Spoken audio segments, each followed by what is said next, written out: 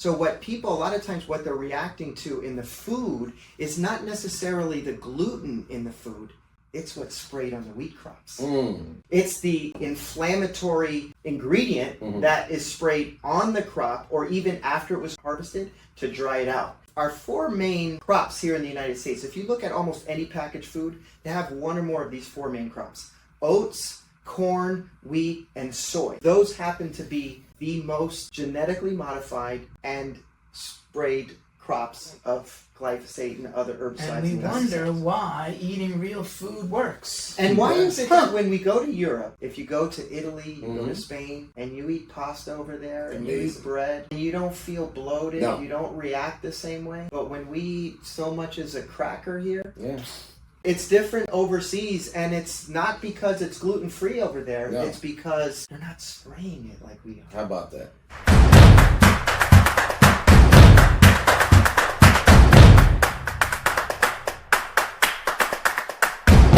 So back to the issue of glyphosate though. The one thing, no matter if you're doing carnivore or vegan, you want to take is a blend of humic and fulvic acid, because that acts as a chelator. It binds to glyphosate molecules and allows the body to safely flush them out. Okay. So regardless... Isn't that also the same thing with fermented foods, fermented vegetables? Well, those have the probiotics. The probiotics, so once you flush the glyphosate out, then you want to flood the body with not just probiotics, but prebiotics as well. Right. Prebiotics act as the food for the probiotics. So the inner lining of the gut has these they're like little fingers, they call them villi.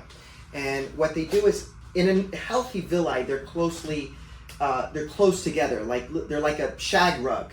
And what they do is they keep the toxins out of the bloodstream, but they also help absorb nutrients as they pass through our digestive tract. Okay. So these tend to, with genetically modified organisms and glyphosate, they tend to get spaces in between them. And what happens is the toxic molecules, they slip into those spaces, they enter our bloodstream and cause an autoimmune response. Just like our body would respond to, say, a bee sting. It swells up, right? So inflammation is a result of a immune response, but it's not a correct one. It's a fake. It's a misguided, misdirected immune response. Causes inflammation. Not necessarily a bad thing, but when it gets out of control, it causes a problem. So what people, a lot of times what they're reacting to in the food is not necessarily the gluten in the food, it's what's sprayed on the wheat crops. It's the inflammatory ingredient that is sprayed on the crop or even after it was harvested to dry it out. And our four main crops here in the United States, if you look at almost any packaged food, they have one or more of these four main crops: oats, corn, wheat, and soy. Yes, sir. Okay, now those happen to be the most genetically modified and sprayed crops of glyphosate and other herbicides. And we wonder why eating real food works. And why is it that when we go to Europe, if you go to Italy, you go to Spain, and you eat pasta over there, and you eat bread, and you don't feel bloated, you don't react the same way, but when we eat so much as a cracker here, it's true. I mean, it is true. It's different. It's different overseas, and it's not because it's gluten-free over there. No. It's because they're not spraying it like we are. How about that? But yet we blame the gluten, right? But as a kid, I didn't know what a gluten was. Neither did they 3,000 years ago. When the Egyptians, they built this was one of the most thriving cultures in human history. Right. Their entire culture was built on one crop, which was wheat. Now, the strains of wheat that they consumed were very, very different than what we're consuming today. Okay. Yeah. Genetically, they were completely different. Right. And those people not just survived, they thrived. They were one of the Romans as well. The Romans, the Greeks, the Assyrian, all these cultures were built on wheat crops mainly. Yeah. But it was very different than what it is today. Definitely different. I mean, even our fruits. I mean, when I saw what That's a real a modern banana day looked like, phenomenon. when I saw what a real banana or apple the banana was like that big, a real banana, and the different apple color, was different sour, shape. ugly. Yeah, But we now have modified these fruits to make them more beautiful and palatable. That's right. Sweet. correct. Fruit was historically not sweet. They modified them to be sweet, and they still have the fiber, if you eat them, and that's why juicing doesn't work when it comes to that, because you're losing the fiber aspect. But those original fruits were bitter.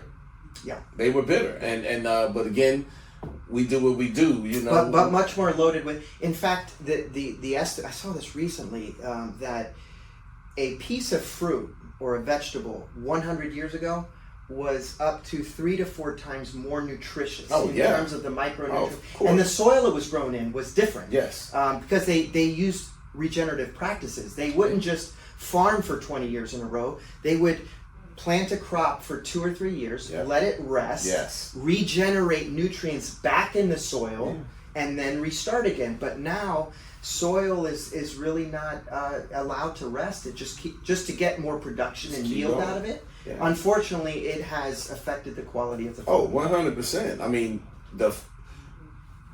you're not supposed to have strawberries all year round.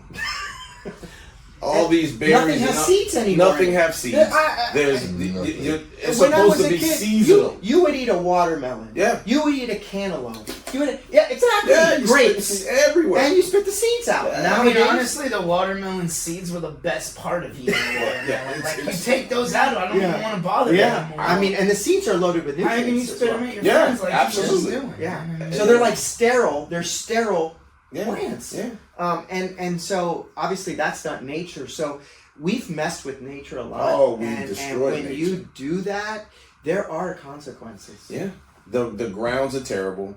Like you said, that they don't allow it to regenerate. So therefore, you have to add things to it in order to make this work. And that's why you have fruit year round. Yeah. But that's also why you bite into an apple and it has no flavor. You're eating water. Yeah. It's just water. And you ever notice how long it lasts? Like, you keep it on the counter. It'll last 2-3 weeks. Yeah. When if you grew it yourself and picked it off the tree, it would maybe last 3 days, maybe. Yeah. And so what we're eating is not food anymore. We're eating Frankenfood. Fake food that's been genetically modified. They put bug parts in the seeds, by the way, in the DNA of the seeds. Okay. So they're not even fully even plant DNA anymore. So it's out of control. It's out of control. So, I mean, what do we do with our next generation? That's where we are now. That's the question. I got 2 4-year-old grandbabies and the 1-year-old. Yeah. What do we do for them? Yeah. I mean, it's really, the future is scary. It is. And that's why at least we try to at least say, the least. Listen, man, when you look at a bag of Cheez-Its, and that's what these kids love. They give them the stuff. Goldfish. Those are horrible. This is Vince Bell from the Podcast Twins. Markets go up and down all the time, but you know what never loses its value? Gold and silver. But that's why we trust Miles Franklin. If you just call 952-929-7006 or email them at info@milesfranklin.com, just tell them you're with the Podcast Twins and that we sent you. Believe me when I tell you we're going to help you protect your wealth with Miles Franklin. I saw a thing that said if you don't see 90% of the grocery store as poison, you really haven't started to wake up yet. Yeah, no. Or something like that. That whole outer rim thing where the fruits and vegetables and the meats are, and that's it. Yeah. If it's on the shelf and it's not a spice or something like that, it's poison. Yeah. We are killing ourselves. Another good thing I learned last year, and I've been doing it. It's tough though, because when because again, being in this carnivore keto style life, I live with Caribbean women, so there's rice that's going to be made. But now I've kind of convinced them, hey, look, make the rice a day early, freeze it, and pull it out. That, and I don't have the details behind it, but that is the. It reduces it takes something away from it, but it now it's just it's fiber. You don't get the glycemic it also index. and now you're only getting the fiber benefit. Yeah, I love how certain things are vilified. Like rice is again another crop that has sustained cultures throughout human history. Right. And rice in itself has various parts to it. And it has actually that, like the outer portion of a rice kernel is the most nutritious part of the rice kernel. It's loaded with essential fatty acids and vitamin E and fiber and all kinds of nutrients that our bodies need. But that's the one part that is stripped off the kernel. Right. To either make it cook faster, look prettier, taste better. Yeah. It's the brand, the rice brand. And so you want it parboiled. So it's easier to cook. It cooks faster. Yeah. You know? So, but the rice itself has nutritional value to it. It's just that we take that part out of it typically. So I mean, again, that's we're our own worst enemies. Yeah. If we just get out of the way and just let nature do its thing, we'll be better off. Wow. Well, we would have to make radical change. It would take a lot, and there's the other side of the spectrum that says that all of these changes are needed to feed the mass population on Earth today. But you wonder, in one way, we're, let's say, reduced, because hunger still exists. Hunger and starvation still exists, even in this country, by the way. Yeah, of course. But, on one hand, we have access to more food than we ever have. Mm-hmm. Food's a low But what kind of food? What kind of food? Yeah. Is it food that is nourishing our bodies, or actually harming us, that are making us sick, so it's something to eat. I mean, but again, that's why the food deserts, they have food, but it's the cheapest foods, and that's why you look at the people and they are the biggest, the most obese by percentage, and the sickest. But again, that feeds all of the proper industries that they want to feed. And I would argue you could be fed but not nourished. There's a difference. Oh, absolutely. There's a difference. Yeah, look at school lunches. Yeah, perfect example. School lunches. What do we serve in our hospitals? People are sick. At the hospital. Don't get me started. Well, that Sorry, I'm getting fired up over here. That is slop. It's not fit for human consumption. No, it is slop. I wouldn't even give it to my How else can pet. they keep you in the hospital and coming back if they feed you good food? And here people are going there to get well. Yeah. They're going there to recover. Yeah. And they're feeding them what's making them even sicker. After this episode. I laugh when I see that. Happy anniversary, wife. Nice knowing you. Yeah. They give you, I'm like, well, they give you apple juice. And I'm like, she's a diabetic. 2% juice. Yeah, she's a diabetic. Right. You're going to give her. Right. Well, it's a part of the. We got insulin right here. Don't worry. She'll be fine. Well, if you want to know how to make your diabetes worse, you just go to the American Diabetes website. Absolutely. And see what they approve. And follow their diet. Yeah. You'll be a diabetic in 3 years. If you want to get rid of diabetes, just do the opposite. We're so backwards. It is backwards. But we're financially driven. That's why. Yeah. We want to make money. And all of these, even the hospital foods, it's all outsourced. Yeah. They're not cooking anything there. No. That crap is being brought in, plated, and distributed. So, again, and that's where you're supposed to be getting well. Right. So if we can't get our people mind you, if we foods while actually you're trying got to people get well, if we got them well, then you wouldn't need what this. what would that we'd have whole industries that would disappear. Hospitals would be empty. The jails would be empty because you wouldn't have these people acting foolish out here in these streets because they're eating garbage that's causing them to lose their mind. But I'll tell you another thing that would happen. Families would be stronger. Yeah. Okay. We'd have less mental health issues. Yeah. I mean, we need less mental health issues for sure. There's no doubt about but that. But it's food. It is. All of the the behavioral issues we're seeing in kids now. I forget what the autism rate is and the ADHD rate. It's at an all-time high. My sister, who's a special education teacher, was telling me how common it is these days. It's like super common. I can tell you how common it is. Super common. When I was a kid in elementary school, there was one classroom where all of the kids with any level of special needs went for the entire kindergarten through 6th grade. It was one classroom. They had like three for the whole school. Right. They all kind of matched in there. Yeah. It's so prevalent now. They had to put them back into the regular classroom. Wow. It's that prevalent. Wow. And now, I mean, there's something wrong with but that. there's teachers that have to put. They don't give you the exact stat. But there's teachers If you ask that have. them nicely. But there's teachers that have to set alarms on their phone to make sure that little Johnny goes and takes his med at 12:01 or whatever the time's at. It is insane. So that's how prevalent it is. Yeah. So yeah, I mean, a special ed teacher now, all the teachers are special ed teachers because they got somebody in that room that's taking some form of it's not even mood-altering special medication. anymore. It's just That's my point, and it's barely that. Did you have a school psychologist when you were a kid? Because I don't think we had school a school what? psychologist when we were a kid. School psychologist.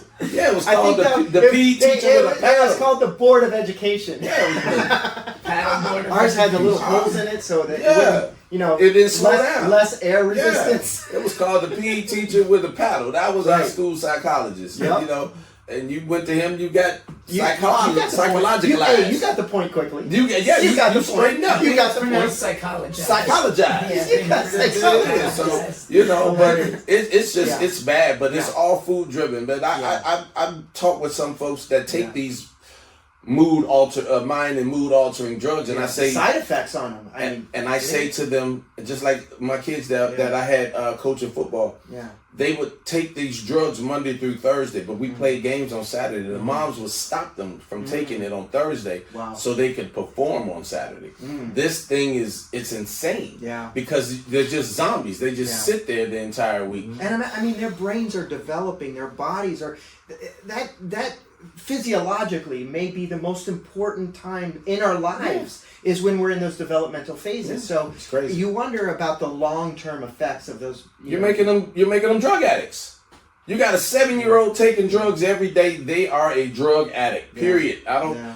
It's natural foods and exercise will probably heal 80% of that issue. Sunshine. You cannot be depressed while you're exercising. Ever tried that? When you're feeling bad, you go to the gym, Don't you forget feel sunshine. great while you're working I gotta out. say, I am so grateful that I grew up in the 80s before video games became a thing. For us, the fun after school. Outside. We ran outside. We stick in a ball. That's all we needed. That's it. And the only thing that got us back inside was it got dark. Yeah. The street lights came on. Exactly. That was your signal, right? Yeah. Then you might have And hit we an were hour riding our before It was bikes. time to get on your bike and go Yeah, home. we- Because otherwise you weren't getting dinner that That's night. it. That's and that it. was dinner was And- important, but right? If you put family dinner a habit. video game in front of us, or the opportunity to go out there and run around, we're going like, outside. I won't play that boring game. Like I want to run out there. If it And wasn't torrentially downpouring, and sometimes when it was torrentially downpouring, that's it. We'd that was still the be out time. there. That was the time we would play video games Yeah. once in a while. Yeah.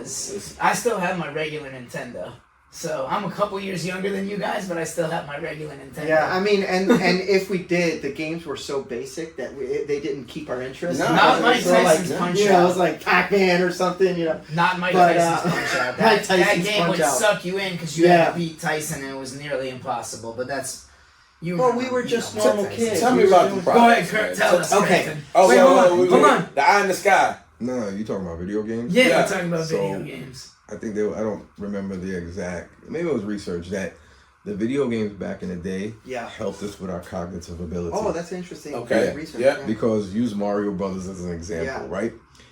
If you died, you had to think about every nuance of the game to get back there. It was detective work, clue work, Because it was pattern recognition. pattern recognition. You had to use your brain. These kids nowadays, they don't have to do that There's now. so much visual overstimulation that they're not even having to. It doesn't stimulate any creativity. There's no problem. You don't go There's back no problem solving. Well, you don't go back to the big. You don't go back to the beginning. You No, start where you save and you start where start, you left no. off. Yeah, Yeah, interesting. No, that's interesting. It's That's good. interesting. So, So video games hurt you. Yeah. Period. Our I've brains always aren't believed working that. as hard. No. For everything. Now it's just we're doing this all. It's like like it's mindless. That's how I wound up with my wife. I was swiping. There you go. Boom, doom. He's here all week, ladies and gentlemen. Tip your bartenders and It's waitresses. not a joke. No, it happens. But technology is good. Yeah. The advancements in technology is good. Yeah. The overabundance of technology And is over reliance on it. because Yeah. we don't have to think anymore. We Correct. don't have to do. I just told them recently. With my little, they love this what's the Asian thing now? Oh God, forget the name of this. Anyway, well, it's the anime, but it's got a movie with all the girls doing the fighting and all the stuff. They're whatever. But so I play the soundtrack, and they only want to hear like 30 seconds of the song. Then they want to skip. I'm like, no, y'all gonna hear the whole song. You begged me to put it on, so I have to do that. 30 to at seconds least is teach eternity them. now. I have to make them be patient, right, and hear the entire song. Right. I really want to show them what a cassette is, because you had to go click, click, and really wait if you wanted to fast forward through a song. That's right. So you just time it if you had to get rid of, dump through a song. You just wanted to. So we were forced to learn play. patience, and that's not a bad thing to have. No, it is. But I'm saying now that's the instant gratification has destroyed patience. Because they don't have to be imaginative. They can't go out there with a stick and a ball and figure out how to play a game. They don't find rocks and just go through. They don't understand how to imagine. Lincoln Logs, Legos would keep us occupied for hours on end. But think about what you're doing. You're building You're ramps. designing. You're building. Yeah. We used to take things from the cardboard box and we used to make things out. But it sparked curiosity, and that's what we want from kids. We want them to be curious flipping and over creative. a couch and putting a chalkboard on top to make a fort with a sheet. Yeah, but they don't even have to be creative now, because if they want something, we just pick this up and they'll be here delivered tomorrow from Amazon. Right. Sometimes the same day. Yeah. It's an amazing thing. So I think but that lack of patience also comes right back to the dinner table. Got both parents working, if they got both parents. Right.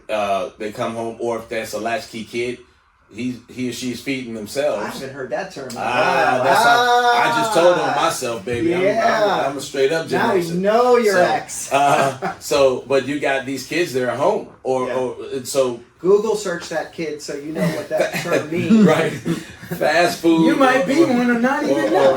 Microwave food is the way the right thing. now, and on the way home you're tired. You just drive through and pick them up something off the value meal, which used to be $3, now it's $12. So you're spending all this extra money. They're getting 0 calories, but you don't have to put the work in to feed them the actual. So again, everything starts from the home, just like we talked about from the gut microbiome. It starts from the home. So, what's the most frustrating thing for you, as far as sharing your healthy lifestyle? And a lot of people are very resistant. I have people in my life that are completely resistant, and they're like, oh, your cholesterol is gonna be whacked. Even though they just told me how amazing I look versus 2 years ago. Don't worry, we got a statin for that. We're not going there yet. Okay, sorry. Statins, we already know. You know the old saying that you got 99 problems until you have a health problem, and then you have one? Okay. Right. Oh. So people... I went to Jay-Z for a second.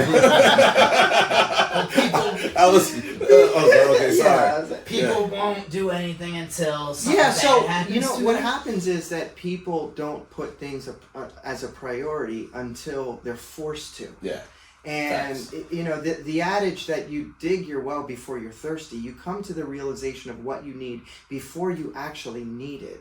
The best time to focus on health is when you're already healthy. Yeah. And don't think because you have it today, you're going to always have it. Because it's not a destination. It's not like you've arrived at this point in your life and you're going to... I'm speaking to some of the young people now because I thought this way as a young person. And as you get older, you realize what's really important. And you realize if you don't have your health, nothing. you got nothing. Yeah, you literally have nothing. Yeah. You can't take care of yourself. You can't take care of others. And so the last thing you want to do is get an education at the doctor's office when he just got results back from your last test. You don't want to get your education that way. You don't want to come to the realization when you get diagnosed and you have limited options. You want to do it when you have the time and the patience and the brain space, and you're not panicking of what I should do to make changes.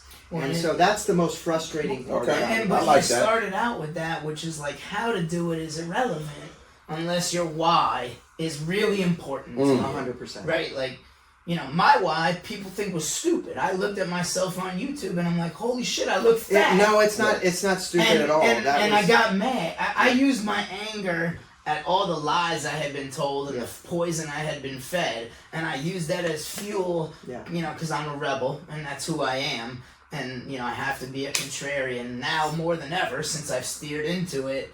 And I use that as fuel to say, okay, I'm not eating your poison anymore. F you guys. Right. But that doesn't work for everybody. Right. And your reasons didn't work. And Vince's reasons of getting off his medications and everything else that may not work for everybody. So unless you got a really important why, 100%. And it could be about somebody, I want to stay healthy so I can be around for the G-Pips for, until they get married, and maybe I'll be a great great grandfather one day. That could be a strong why. Getting off medications. What was yours? Yours was you had a health issue. I just wanted to for me, it wasn't even about how I looked. It was about how I felt. Yeah. I wanted to feel better. I was in my mid-30s and I was feeling a lot older than I am now, and my quality of life suffered, and I said, why is it that I'm always exhausted? I'm always stressed out. I just wanted better quality of life. I think what everyone wants to do is truly enjoy life. I think they want to be happy. Most people say, I want to be happy. I want to enjoy my life. And if you want to get the most out of it, regardless of the age you are, then that's what it takes. You got to put it as a priority. That's a fact. The other thing, I was also afraid because I know nurses, and nurses tell me if you want to live a long time, try and stay out of the hospital. And that's people that work in hospitals telling you stay out of that place. So if that doesn't scare you, I'm sorry. Go talk to some nurses and hear their war stories because.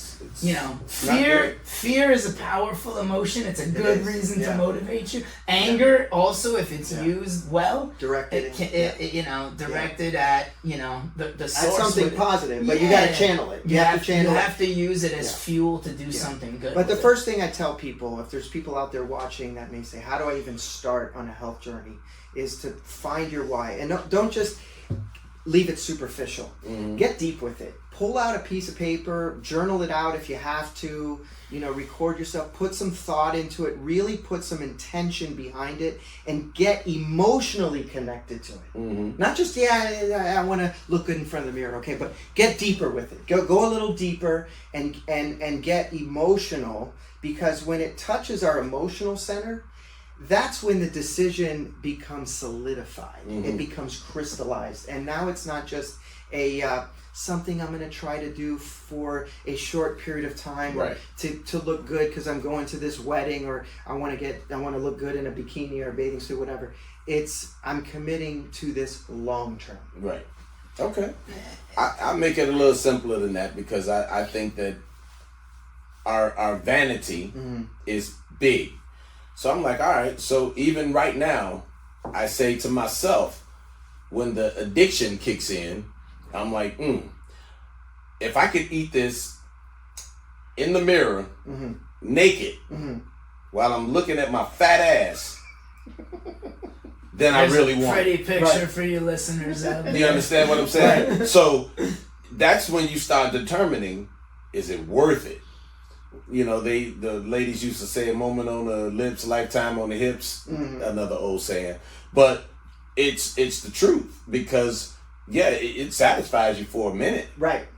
But then after that, man, you eating that one donut, it's gonna take you like 3 days. Especially, I think it was the bagel. They said the bagel sits in your system for 48 hours. Wow. You can't get rid of it. Yeah. It's dense, it's like a sponge, it just sits in there. 48 hours. People eat bagels every single day, multiple times a day. Yeah. And they wonder why they can't get better. But think about there's that aspect of I like how I look, but think about it, because there's a deeper connection there. It's actually the way how you look makes you feel. Oh yeah, for sure. Makes you feel. Because isn't it true that the way we perceive ourselves has an impact on how our confidence levels, Absolutely. right? Our confidence, how we Absolutely. carry ourselves, our self-esteem, right? And so those are things that that go much deeper. Yeah. And so It also when you hit changes- those points, now you're deeply committing to your decision. It also changes how other people in your life react to you, and Absolutely. and Absolutely. and changes the level of respect in a lot of Absolutely. ways, because a lot of times all you have to do is accomplish something they don't feel like they could have done, and then all of a sudden they see that kind of discipline and they want that in themselves in whatever aspect.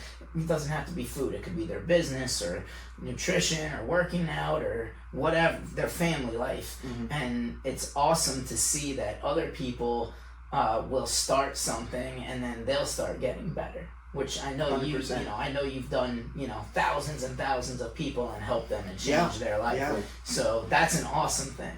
In business, that's what they say too, is if someone is coming to either do business or try to get hired by you and that person is an extremely fit person, your perception of them is tremendous because you already know they have a discipline, they have a dedication, and they have a work ethic. Well, you need a certain mindset to get to that point. Get to that point. That's what you're a hireable person, Right. even though you may not be as qualified as Philly fat ass over here. Well, it's the same when companies want to hire veterans. Veterans are notorious for, being there early. Yeah, They on time. getting the job done. Yeah. Checking things off the And list. usually fit. And they're disciplined because they have to be, Yeah. and they're fit. Yeah. So you're right. So, you know what it does is it gives people evidence of the qualities and the character that you've worked on building. It's evidence. I mean, it's one thing to say it. Yeah, I'm a disciplined person. Yeah, I'm a hard worker.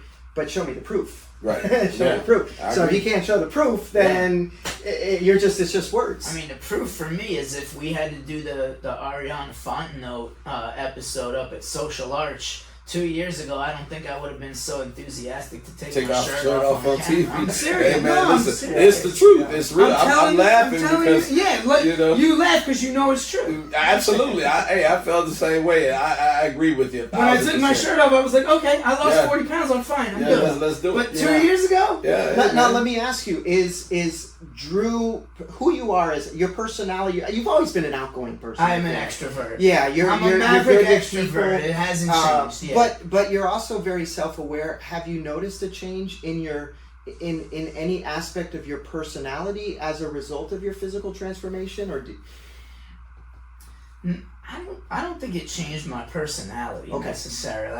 I think maybe, I become more contrarian because, obviously I learned that everything I was eating was bullshit for, for not pulling any punches, let's call it what it is. Yeah. And, fine, am I a little bit more abrasive on food choices than I used to be? Hell yeah, I am. An enhanced version. Well, of but COVID also changed a lot of things for me because I was kind of sleeping through and didn't really know what was going on above my head, and then all of a sudden I was forced to learn. So I think there's more than just the food. The food almost is like the beginning of whatever else, right? And they say like, once you get your own chickens, then you can be on your way to being a conspiracy theorist or whatever. So, now we just call it, I don't like to identify as a conspiracy theorist. I think that's got a negative. It's a label. No, I like to identify as a guy who asks questions about coincidences. Yes, That's what I do. I don't like labels in general because well, it's just I asked it a lot puts of you in a questions. box, and we're most of us we're dynamic. We're dynamic. We're not going to always fit inside the box. If you label me as an extrovert, a maverick, and a rebel, I would say that's fair, right? Like, am I polite, soft-spoken, and refined all the time? Hell no. But there's times when you're going to probably be introverted because of the way you're feeling, or maybe the environment you're in. No, not even. Nah. Very rarely. When I'm asleep. Okay, so you truly identify with it. I'm an extrovert. So now if you start dialing in the food, because now this is the part where if you take care of the base nutrients of your food, how can we fill in the gaps? And now I want to understand some of the products because these are called supplements because they're not called the meal.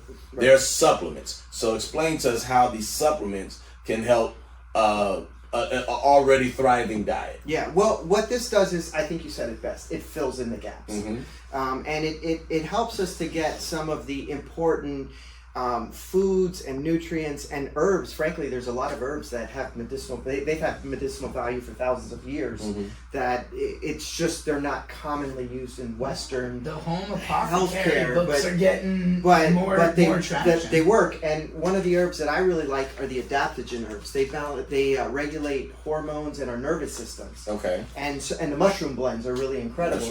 They're hard to get into the diet, and you wouldn't find this in your local grocery store. Right. So, when you look at things like, I'm just looking at some of the ingredients here, like the lion's mane mushroom, and the ginkgo biloba, the amla fruit, the camu, the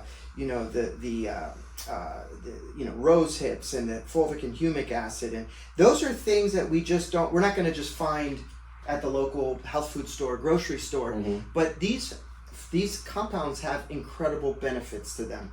And so this puts it together in a formula. It's certified organic. They do third-party tests for glyphosate. So have a couple of formulas here. Our Power Shake, which is our green formula. This is our Appleberry Power Shake. The Dark Berry Protein, which is like a collagen booster. And so these put all of these ingredients together in a formula. So if I take a couple of scoops of this, which is considered one serving, and by the way, we're talking about anywhere from 90 to 140 or 50 calories per serving. Okay. But you get the nutrients equivalent to one whole meal. Right. So for roughly about $3, I could do a meal replacement, for example. And I'm not saying I would replace every meal throughout the day, but I might replace one or two. That's fine. Where normally I would go through the drive-through, and instead I'm going to do a 150 calorie nutrient dense meal that's going to power me through the next 4 to 5 hours in the day until I get to my next meal. Right. So now I had a whole meal for about $3. It gave me all of my macro and micronutrients, about 150 calories. And it tastes pretty good, and I've closed the gap. I've filled in, an important gap. And the nice thing about, and one of the main reasons I wanted you here, because obviously you're knowledgeable on the issues that we care about, but there's no garbage in those. No binders, no fillers, no artificial colors, flavors, or sweeteners. Third episode of Podcast Twins, I broke out a couple of poisonous products with a bunch of chemicals and sugar, and mispronounced all the ingredients. I think I mispronounced at least 50% of the ingredients. And I love that you're a label reader, by the way, because this is another part of the education part, is to get people to do this. When you pick up anything in the store, just pick it up and do this. Flip it over, guys. Flip it over. And instead of just looking at this top part where it says nutrition facts, bring your eyeballs down just a bit and look at the ingredients. I think you said it earlier, if you cannot recognize the ingredient, if it looks like it might be something made in a laboratory instead of grown on a farm, probably a good indicator that you shouldn't be consuming it. It's all whole food. This is considered whole food nutrition. There's no vitamin isolates. There's no chemicals or preservatives. And it really works because it's food that our body recognizes, not the fake food, the Frankenfood that we see in a lot of packaged food today. I like it. So the other thing is, these are the super amino peptides. So amino acids. Peptides are the hottest thing in the world right now. So tell us. So you got amino acids, peptides, and proteins. What's the difference, right? All right, good. Well, so they're all kind of related. They're parts of parts. So amino acids make up peptide chains. Peptide chains make up proteins. Okay. Our bodies break protein down into their smallest building blocks, which is amino acids. Okay. That process is called assimilation. It happens, amazingly, you know where it happens mostly? In your gut. No. In the kidneys. Okay. In the kidneys. Yeah, the kidneys. Who would have thought? The kidneys. Who would have thought? I mean, all we talked about is the gut so far. I was shocked. I always thought the kidneys were just filters. He just circled C. Yeah, I circled C. I did. I filled that shit in. So, when in doubt, go with C. Just go with C. Right. Apparently, C all the way down. Apparently, the answer was not C this time. So the kidneys, we assimilate the protein. Now, when you break that protein down, the body expends a certain amount of energy to do that. And there's also a load on the kidneys. So it taxes the kidneys a bit, which is why you want a highly efficient protein. Now, I'll tell you what makes these different. These are called the super amino 23 or master amino complex. These are very well documented. There's over 45 peer-reviewed clinical studies on these. They're also listed in the physician's desk reference, the PDR. So they're known by the medical community. What makes them different from other branch chain amino acids or proteins is that they have a 99% what's called NNU, net nitrogen utilization. That is the rate by which protein breaks down. So typically in dietary protein, it could be anywhere from 30 to 60 or maybe 70% efficient. And there's a range in there depending on the quality of the protein. So it means that you don't use all of the protein that you're breaking down, because some is eliminated by the body as waste. This is like 99%, almost 100% efficient. So there's no waste, there's no load on the kidney. So what it means is that you're not taking bullshit that doesn't do anything. It's efficient. And because everyone's focused. No, that's right. Everyone's focused on how many grams of protein is okay.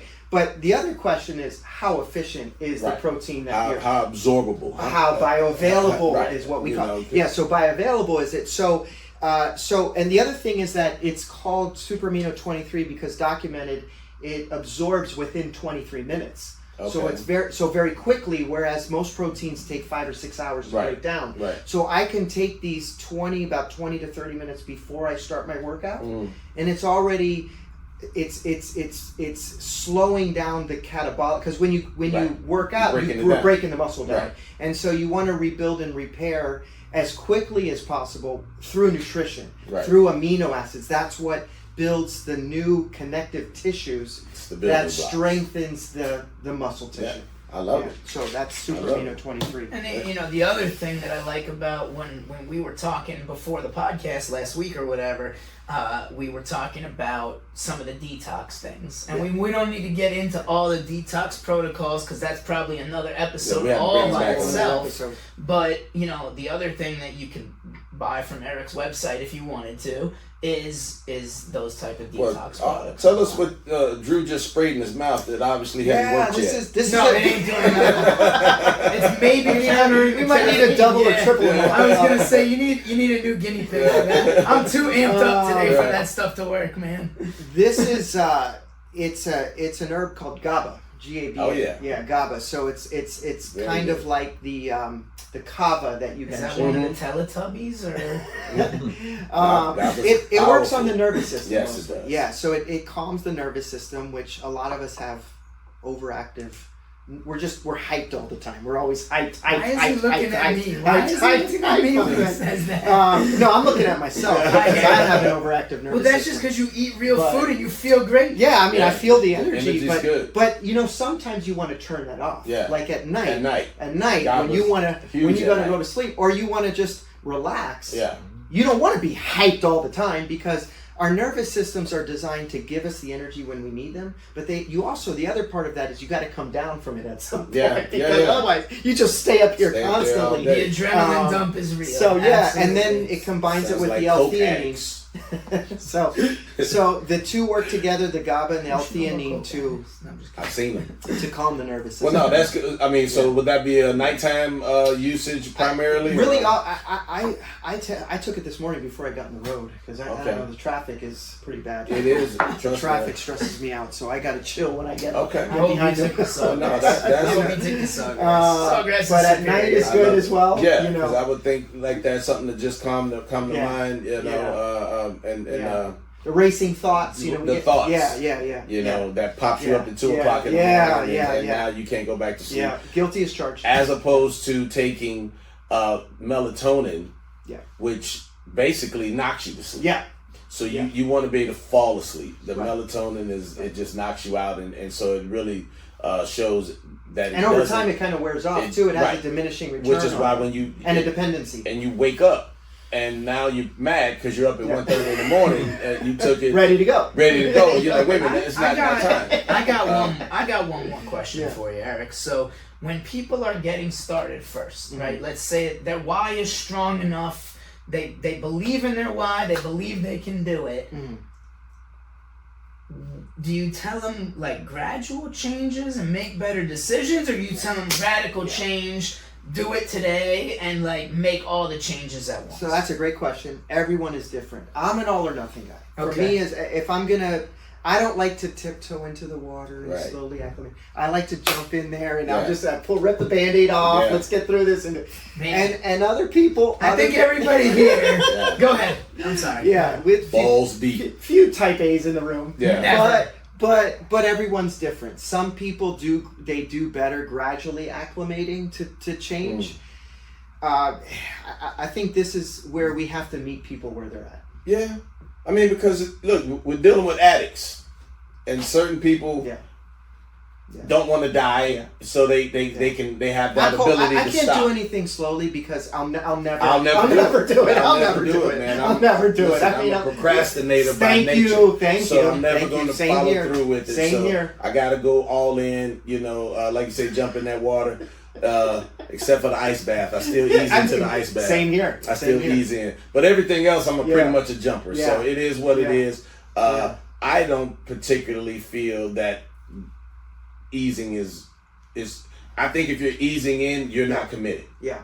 So that's how I feel. But again, like you said, we got to meet people where they are. Yeah. And if they just change one meal out of the day, maybe they'll feel better and then move in. Yeah. But my thing is, if you change for a period of time, a week at a time, that way you start getting that result. I ask people, you can do anything for a week. Hold on, we proved your hypothesis. We sure did. Brother. We did. We had the World Carnivore Month podcast, Twin Style, and there was the only people that didn't make it the 31 days were the people that didn't go all in. Yep. So I'm not saying that it didn't work. Right. I'm saying it didn't work for them to go all in. So maybe with those, let's say, what is it, like maybe 10 or 15% of the people, 3 or 4 people out of 30 that didn't stick with it. Yeah, they bailed. Maybe the better decision for the bailers was kind of that other way, because we're not all the same. Yeah. Yeah. Right? So maybe theirs was make better decisions all month, or try keto in February, or whatever or try vegetarian if that didn't work for you. Yeah. The question I ask people when they ask me that is, how soon do you want to start feeling better? Yes. That puts it back on them. Right. Instead of, it holds them accountable for their own actions. So how soon do you want to start feeling better? I mean, do you want to take a while to start feeling better? You want to feel better now? Most people say, I want to start feeling better as soon as possible. Right. Like now if possible. Right. Okay, well, here's what you need to do to feel better Instead now. of going to McDonald's, maybe consider a steak or a protein shake. Or something different than whatever you were doing that made you in a situation you don't want to be in. For me, if someone is making any positive change, I'm good with it. Right. I commend them. I applaud it. I know change is hard for most people. It's for everybody. It's not an easy thing. And so I try to take the positive approach and. But the definition of insanity is doing the same thing over and over again and expecting different results. That is true. And so you get what you get because you did what you did. Yeah. And the one thing I do say too is you didn't get fat overnight. Right. So you're not going to get fit overnight. Right. So it is a process. It's going to take a little time, but you got to be committed. Correct. Just as you was committed to eating them damn Honey Nut Cheerios and the damn double quarter pounders with the fries. Right. Don't forget to supersize that. And a diet soda. And the hugest, so all of that. So just, and again, as an addict, this is something it's all about setting realistic expectations going into it. And if we don't expect much, we're gonna be pleasantly surprised, and if we expect a lot, we'll probably get disappointed. So setting those expectations is important. And there we go. Yeah. Good stuff. Wow, this was this was the bomb. This was powerful. Eric, dude, thank you so much. This was a couple of episodes in one. For sure. This is amazing. I can't wait to could try go some all of day this here. stuff. We could. Yeah. That's the scary part. And you guys have you probably have at least 1 to 2 months worth of food and product here for your entire office. We're gonna be testing the crap you out guys of it, test man. the heck out of Absolutely. it. April 1, I'm starting. Please, so I'm gonna give you a full month. And we'll report back to you. So I appreciate we'll be your guinea pigs. I will stop everything except for my creatine. And, so no, keep doing the creatine. No, I'm saying I'll add that, but I will add these can't too. only do that because I got this big brother of mine. He told me I gotta put muscle on. Yeah, we got to muscle. So I gotta use them as your amino. I gotta use them as in between. So, my steaks. But there we go. I will definitely do the same. If you got anything out of this, don't forget just to reach down, click the subscribe button. Make sure you share it with somebody that might be, that have a whole closet full of crap that they've spent their money on over the years. Actually show them how to get real nutrient-dense supplementation. And we'll give you the website right now. They could go to my personal website, ericmisch.com. Easy enough. ERICMISCH.com. And they can link to my shop site. They can also schedule a free one-on-one health consultation. There you go. Where I'll sit down with them, evaluate and assess your health needs, and make some recommendations. There it is. You can't get more simpler than that. That's what we do. We bring you the information right here on Podcast Twins. If you want to hear something else, you want to hear more, because I got to bring them back. I got to hear about this detox. Part two. So we got to do that. Stay tuned. But in the meanwhile, between time, make sure you subscribe. Thank you once again for visiting with us in the cave. Thank you so much for having me. This was awesome. And this is great. Drew. Podcast Twins out. We'll see you next week. Peace.